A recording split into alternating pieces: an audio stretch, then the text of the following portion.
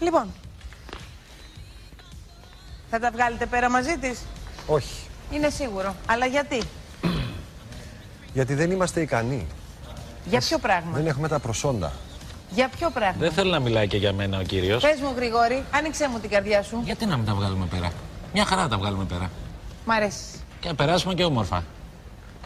Κάνε μια εισαγωγή αυτό το υπέροχο λαμπερό κορίτσι. Το Πολυτάλαντη, ναι. πολυτάλαντη με την σημασία της λέξης. Ό,τι καταπιάνεται το κάνει καλά. Τραγούδι, χορό, πατινάζ, τα πάντα. Δεν υπάρχει το κορίτσι αυτό. Τα πάντα και γυναίκα που σίγουρα δεν αφήνει κανέναν άντρα ασυγκίνητο. Ναι, αλλά έχει περάσει και αυτά τα δικά της θέματα. Τα έχει αποκαλύψει σε βραδινές εκπομπές και τα μάθαμε. Τι, σε πρωινές δεν λέει τίποτα, σε μεσημεριανές τίποτα.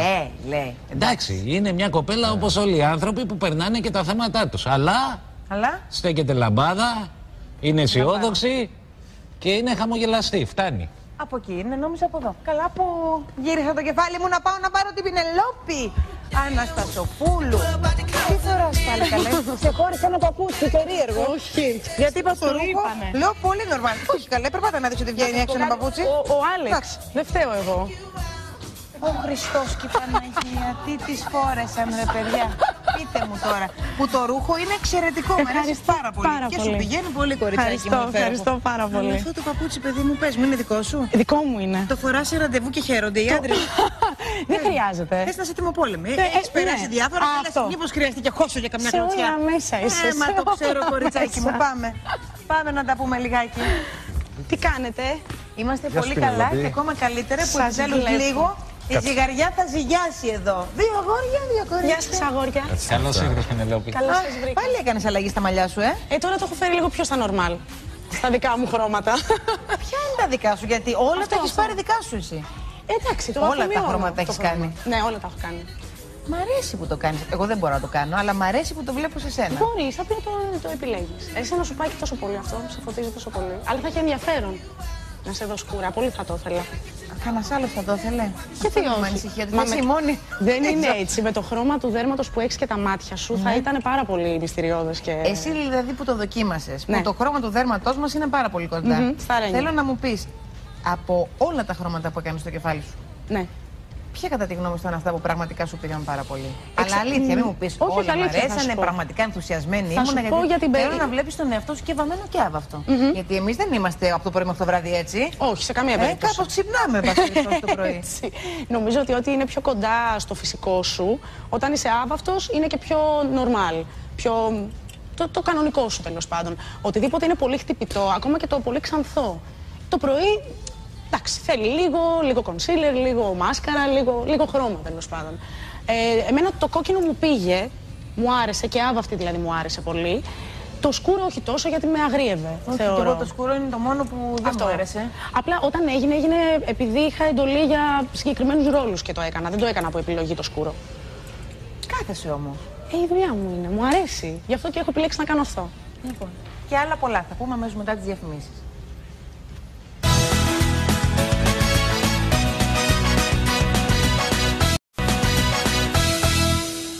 Συνεχίσουμε το πρόγραμμά μας και κάναμε και αλλαγή και παπούτσια στο κορίτσι μας. Ψάχναμε να βρούμε ένα χρώμα, ρε παιδί μου, να κολλάει λίγο με αυτά. Έτσι, λίγο να είναι και λίγο καλοκαίρι. Δείξε μας λίγο παπουτσάκι. Μα είναι δυνατόν. Με έβαλε και άλλαξα παπούτσια, σας το λέω να το ξέρετε. Ναι, ρε παιδί μου, κορίτσι. Πινελόπη, ότι το εννοείς ότι σ' αρέσουν, Γρηγόρη. Αυτά με τα άλλα. Τι εννοείς, όλοι φοράμε παπούτσια τέτοια ψηλά. Πώς τα λένε αυτά, ρε Γρηγόρη? Πώς λέγονται αυτά που είναι μπροστά-πίσω χοντρά και ψηλά? Κοθορνή. Τι κοκόνι? Κοθόρνη, παιδί μου. Δεν το πιστεύω. Κοθορνή, πώς λέγονται, κοθορνή. Πάντως να σας πω την αλήθεια, εγώ νόμιζα ότι αυτά είναι λίγο πιο τραβημένα πάλι. Πλάκα. Τι λες τώρα? Θες να ψηφίσουμε εδώ μέσα? Μην δείχνετε καλέ τα πόδια μου, άντε. Γιατί δεν κατάλαβα. Σε άλλες εκπομπές έτσι λες ή μόνο σε εμάς? Δείχντε τα πόδια της. Έτσι, μπράβο. Και να σου πω και κάτι, Ελένη, να αλλάξεις και φούστα. Όχι, η φούστα είναι καταπληκτική. Εσύ γιατί θες να δεις πόδια, να σου βάλει καμιά μήνυ, τι θέλεις? Ναι, να βάλει κάτι να δείξουμε και πόδια. Την ψηλή τη δικιά σου την είδες που κόβει βόλτες σήμερα, έρθει από εδώ πέρα μια βόλτα να σε είδει και δεν βλέπω να μπει μέσα να σου βγάζει ό,τι μαλλί έχει μείνει από αυτά. Για πες, άκου να βγάλει τη φούστα. Δεν τρέπεσαι. Να αλλάξει είπα, Ελένη, δεν είπα να βγάλει εδώ. Να βγάλει και να βάλει άλλη. Το λέει με, πώς το λένε, με ευκολία, γιατί έχουμε κάνει και 2 μπάνια μαζί. Πού τα κάνετε? Όχι οι δυο μας, με τη γυναίκα. Εντάξει. Με τη γυναίκα. Μην μιλάς άλλο, Πινελόπη, σταμάτα. Είχαμε συνευρεθεί πριν κάποια χρόνια. Μην λες είχαμε συνευρεθεί. Δεν είπα συνουσιαστή, συνευρεθεί είπα. Δηλαδή, μην τα πεις όλα, Πινελόπη, σταμάτα. Ήταν και η γυναίκα του μαζί. Και έτσι και το παπούτσι το προηγούμενο απ' έξω με φόρα προς τα μέσα να δω ποιον θα πιάσει αυτό το παπούτσι. Στο δόξα πατρί. Λοιπόν, μείναμε τόση ώρα μιλάμε για λαμπτή και έργο. Πες μου, οι άντρες ενδιαφέρονται για αυτά, εσύ? Ή τελικά τα κάνουμε μόνο για πάρτι μας, για να αισθανόμαστε εμείς ωραία, τι μας αρέσει, που νιώθουμε καλύτερα? Ποιος άντρας θα του αρέσει αυτό το παπούτσι? Δεν θα του αρέσει. Όχι, δεν μένω στο παπούτσι. Τα προσέχουν αυτά όλα που σκεφτόμαστε και λέμε. Ας πούμε, τώρα έχεις βάλει βραχιόλια, έχεις βάλει μια ωραία έτσι φούστα με μεγάλα ντεσέν, με χρώματα. Αυτά τα προσέχουν οι άντρες. Νομίζω βλέπουν ένα σύνολο και τους βγάζει μια διάθεση. Δηλαδή αυτό είναι χαρούμενο πράγμα. Θα το δει και θα σε αντιμετωπίσει αλλιώς από το να σε δει με μαύρα.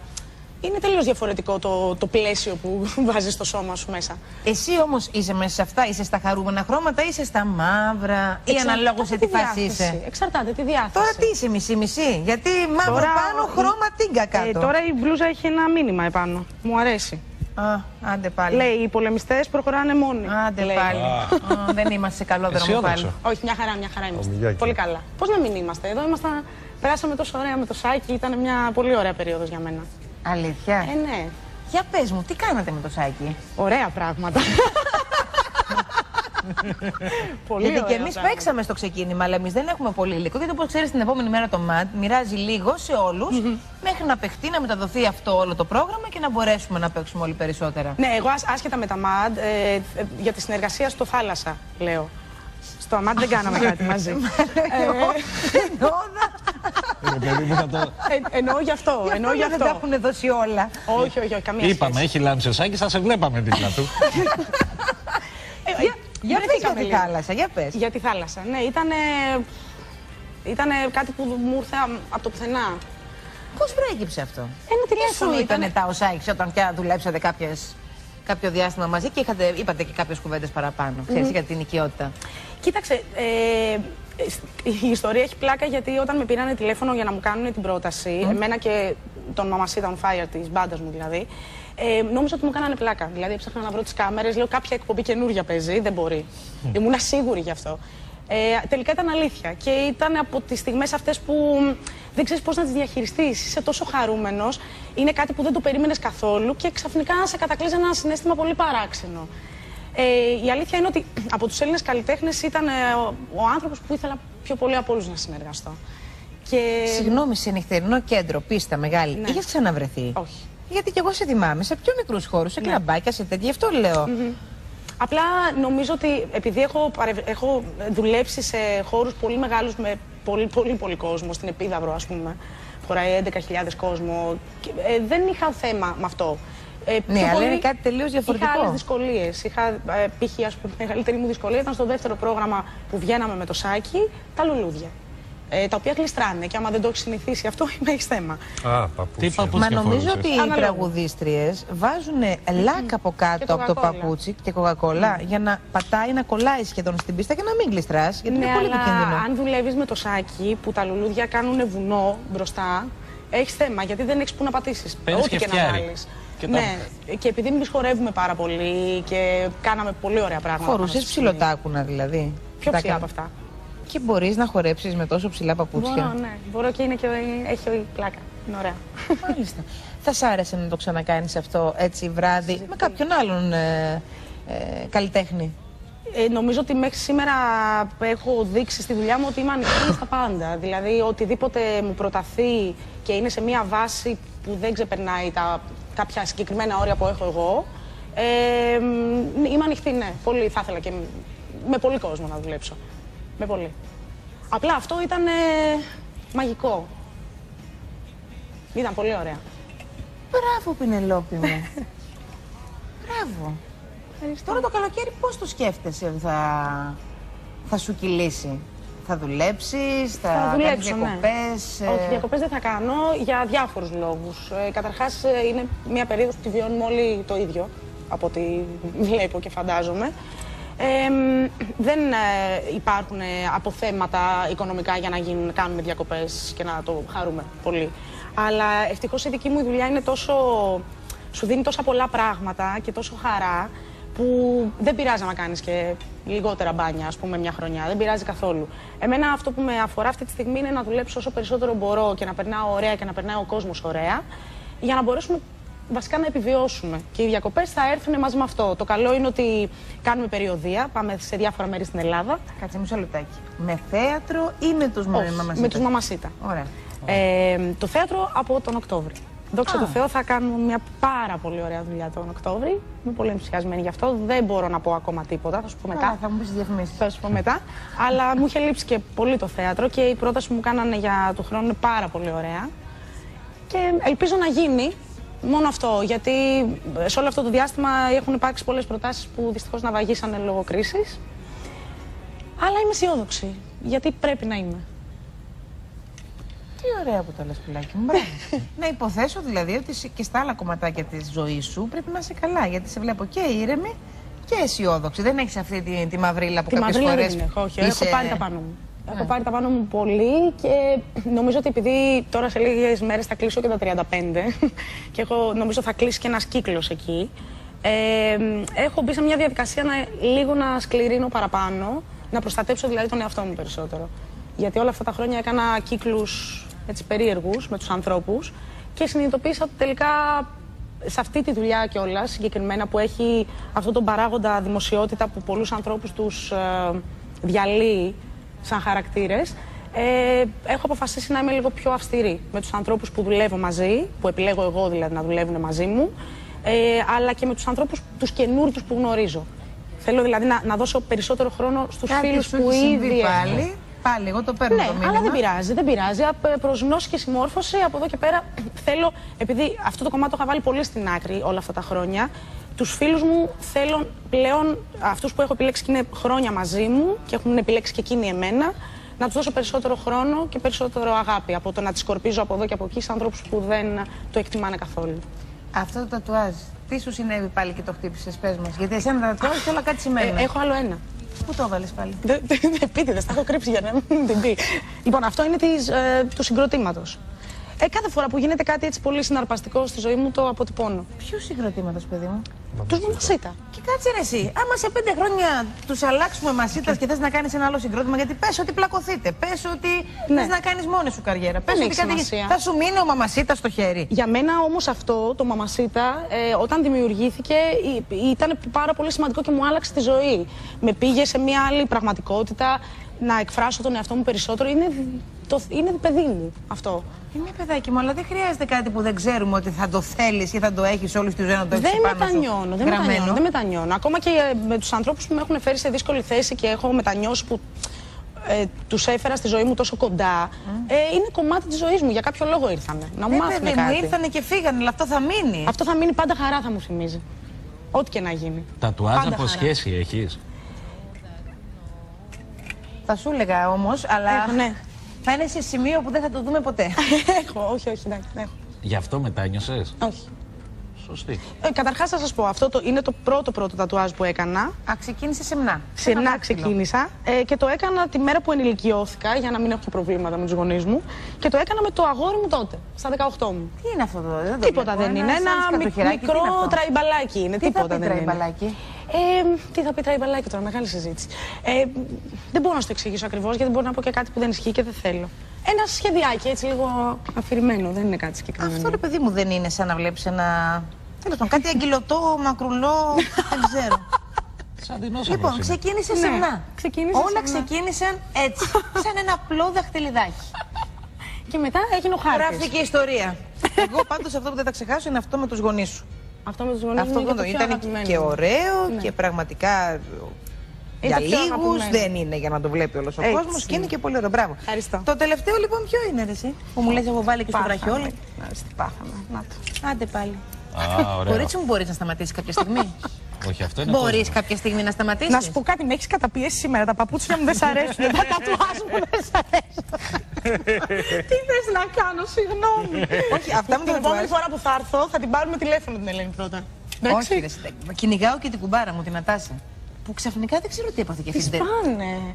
τρελάθηκε για αυτή την τελευταία πενταετία. Πώς τη βάρεσε έτσι? Θα μου πεις, εσένα δεν τη βάρεσε, θέλει ο καθένας κάπως να τη βαράει. Ναι, σου πω κάτι. Αλλά πια έχω τρομάξει, να μην κάνεις κανάλι. Σε παρακαλώ. Δεν μπορώ, δεν θέλω να βάλω. Δεν υπάρχει περίπτωση ποτέ να κάνεις τατουάζ. Ούτε μία στο εκατομμύριο. Βέβαια κι άλλα περίμενο δεν θα κάνω και τα έκανα. Όχι, αυτό με τίποτα. Ούτε τα παιδιά σου, ας πούμε. Καλά, δεν μπορώ να ελέγξω τη ζωή των παιδιών μου τι θα κάνουν αυτά. Αλλά έτσι όπως το περνάω.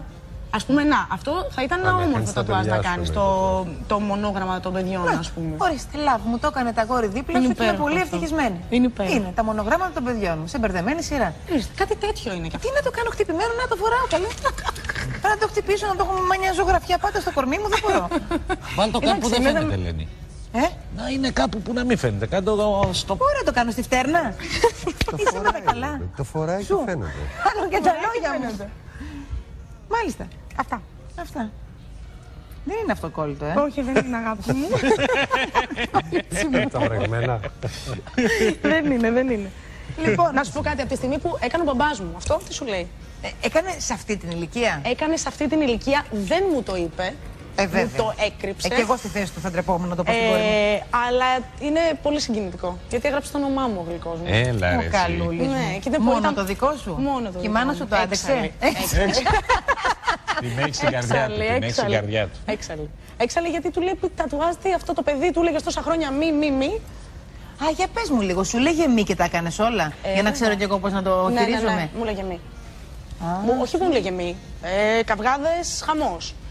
Αυτό δηλαδή το πρώτο τατουάζ που έκανα εγώ, το έκρυβα 5 χρόνια. Φορούσα δαχτυλίδια από πάνω. Καλά έκανες, γιατί τουλάχιστον σε κρατούσε με το κρύψιμο να μην χτυπήσεις κι άλλα. Ναι, αυτό. Αλλά μετά πήρε στον αέρα και τελείωσε. Ναι. Και τώρα να ορίστε, έκανε και ο ίδιος.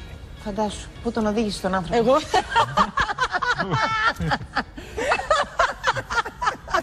Ναι, τον παρέσυρα τον πατέρα. Είναι σίγουρο ότι τον παρέσυρες. Ναι, πατέρα, κάτσε φρόνημα. Άση, έλα μέσα. Δεν ξέρω αν γνωρίζεις. Ναι. Αλλάζει ένας πολύ σημαντικός πλανήτης θέση που επηρεάζει όλους μας, ο Κρόνος.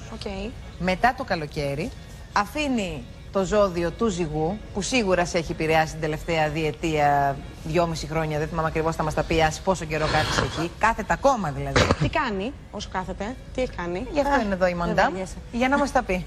Λοιπόν, εδώ λοιπόν θα σας τα πούμε πρώτη.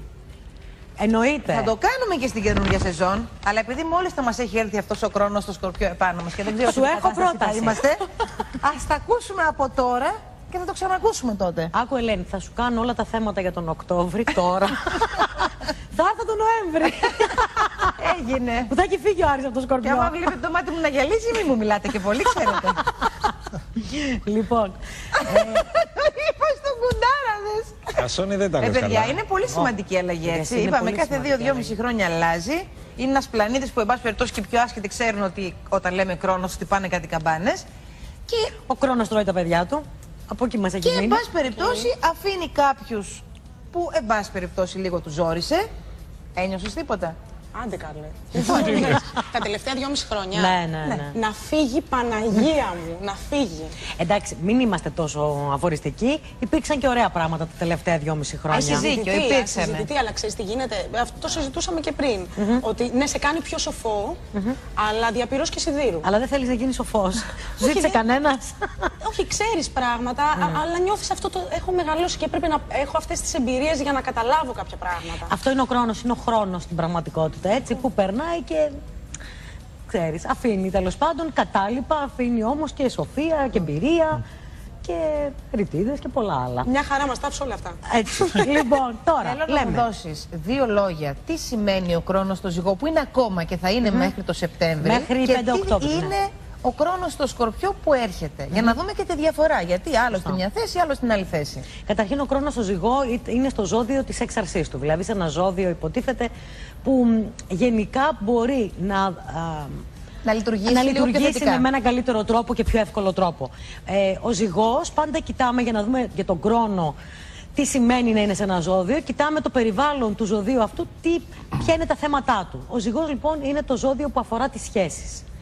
Άρα, ο Κρόνος στο Ζυγό τα προηγούμενα 2,5 χρόνια στην ουσία έδωσε θανατηφόρα χτυπήματα σε κάποιες σχέσεις και άλλες σχέσεις τις ανέδειξε. Δηλαδή, έστρωσε το υπόβαθρο για κάποιες σχέσεις, τις έκανε πιο δυνατές, πιο με βάσεις, και κάποιες άλλες σχέσεις που ήταν σαφρές ή που δεν στηρίζονταν σε πολύ γερές βάσεις, αυτές πραγματικά τους έδωσε μία και φύγανε. Λοιπόν, ο Κρόνος τώρα μπαίνει στο Σκορπιό. Κοιτάς λοιπόν το περιβάλλον αυτού του ζωδίου τι είναι, έτσι, ο Σκορπιός. Καταρχήν οικονομικά, δηλαδή αν οι ανασφάλειες για τα οικονομικά τα προηγούμενα χρόνια ήταν έντονες, τώρα που μπαίνει στο Σκορπιό τις φουντώνει ακόμη περισσότερο. Πολύ ωραία θα περάσουν. Λοιπόν, και γενικότερα ό,τι έχει σχέση λοιπόν με τα οικονομικά, αλλά ο Σκορπιός είναι και το ζώδιο που έχει σχέση με αυτό που λέμε με τα ταμπού και με πράγματα που δεν τα συζητάμε εύκολα άμα καθίσουμε το μεσημεράκι να φάμε.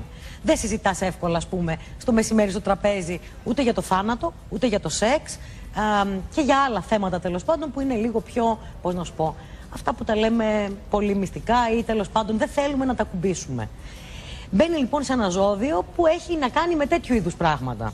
Αφενός μυστικές καταστάσεις, θέματα που αφορούν σεξ, θάνατο, όπως είπαμε, αλλά και θέματα που αφορούν οικονομικά. Τελευταία φορά που ήταν ο Κρόνος στο Σκορπιό, για πες μας λίγο να θυμηθούμε. Ήταν τη διετία 83-85. Έτσι, πριν 30 χρόνια δηλαδή. Όμως μη συνδέουμε το τότε με το τώρα. Γιατί αν είχατε γεννηθεί τότε, όσοι είχατε γεννηθεί και τέλος πάντων είχατε τον Κρόνο σε επιρροή και ήσασταν κάτω από τα 30 χρόνια, δεν είναι το ίδιο όταν το ξαναβρίσκεις μπροστά σου 30 χρόνια μετά.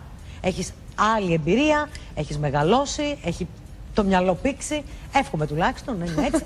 Λοιπόν, το αντιμετωπίζεις πολύ διαφορετικά από ό,τι το αντιμετώπιζες τότε. Αλλά μερικές φορές κάποια θέματα μπορεί να βγουν στην πορεία και να μοιάζουν, όχι να είναι ίδια, γιατί δεν είναι ίδια ποτέ τα πράγματα ούτως ή άλλως στο πλανητικό σκηνικό. Δηλαδή δεν είναι και στην ίδια θέση ο Κρόνος και ο Δίας και οι υπόλοιποι πλανήτες. Λέω τώρα πότε ήταν αυτή η διετία, όμως ήταν μια διετία και σας έλεγα πριν για το σεξ που λέγαμε και όλα αυτά. Ήταν μια διετία που το σεξ ήταν τότε που έσκασε το AIDS. Θυμάστε λοιπόν ότι ξαφνικά το σεξ έγινε κάτι ταμπού και φοβικό και όλο αυτό μαζί. Γι' αυτό θέλω να πω ότι μερικές φορές μπορεί να βγάλει πράγματα στην επιφάνεια που έχουν σχέση με το ζώδιο. Λοιπόν, τώρα, τι χρειάζεται ο Κρόνος? Ο Κρόνος γενικότερα τι χρειάζεται για να αντιμετωπιστεί? Υπομονή, πειθαρχία, αυτές είναι οι λέξεις κλειδιά. Και νομίζω ότι όσοι επιμείνουν στους στόχους τους και το κάνουν με ένα υπομονετικό και ένα πειθαρχημένο τρόπο, δεν θα έχουν πρόβλημα. Και βέβαια, ο Κρόνος στο Σκορπιό ουσιαστικά τι μας κάνει? Μας ενθαρρύνει να σκάψουμε μόνοι μας στις φοβίες που μπορεί να έχουμε, τις ανασφάλειές μας, που μπορεί να σχετίζονται με τον έρωτα, το χρήμα και με το θάνατο ακόμη, και να προσπαθήσουμε να βρούμε μια ισορροπία εκεί.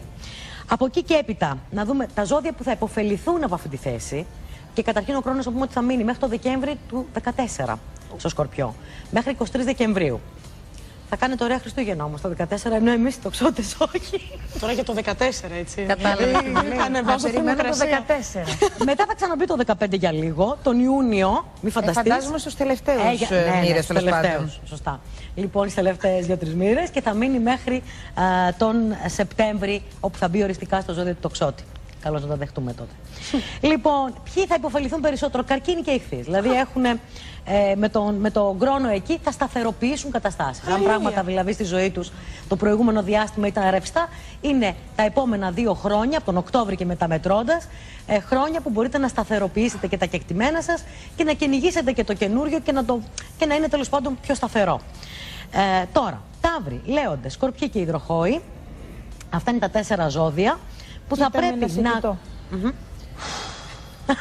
Ναι, λες και πριν τον Κρόνο δεν έκανε φου Γρηγόρη. Συνέχεια κάνει φου. Φαντάσου τι φου έχει να κάνει τον Κρόνο. Θα κάνει ξαναγεννάει. Λοιπόν, Ταύροι, Λέοντες, Σκορπιοί και Υδροχόοι ουσιαστικά θα πρέπει να ακολουθήσουν τους κανόνες του παιχνιδιού και δεν θα είναι σε φάση που να έχουν το πάνω χέρι για να επιβάλλουν τους δικούς τους κανόνες. Αν το κάνουν αυτό, νομίζω ότι δεν θα έχουν να φοβηθούν πολλά πράγματα. Αλλά αν πας κόντρα στο ρεύμα, στη συγκεκριμένη φάση που είναι ο Κρόνος και σε επηρεάζει, τότε εκεί μπορεί να φας τα μούτρα σου.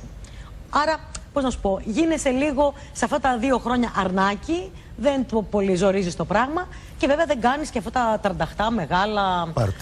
Πώς το δεν παίρνεις ρίσκα. Να κάνω μια ερώτηση. Μπορεί να μην είναι του παρόντος, αλλά επειδή εγώ είμαι καρκίνος και έχω χοροσκόπο υδροχόο, ας πούμε, και αυτά τα 2 τώρα είναι λίγο αντικρουόμενα από αυτά που ακούω. Είναι αντικρουόμενα. Ναι, με έναν τρόπο είναι δικαιώμενα. Ισχύει αυτό που λένε ότι μετά τα 30 θα ακούσει τον υδροχό και θα δει σε ποιο τομέα. Γιατί ακούγοντας τον οροσκόπο θα καταλάβει και σε ποιο τομέα είναι ο χρόνος και τι θα επηρεάσει. Λοιπόν, και τοξότες, ζυγοί και δίδυμοι, με αυτή την επιρροή θα πρέπει είτε να κάνετε κάποιες αλλαγές, να προσαρμοστείτε ίσως σε καινούρια δεδομένα για να προχωρήσετε μπροστά. Επίσης, ευνοημένοι Παρθένοι και εγώκεροι. Έτσι, είναι σε καλή θέση ο Κρόνος απέναντί τους.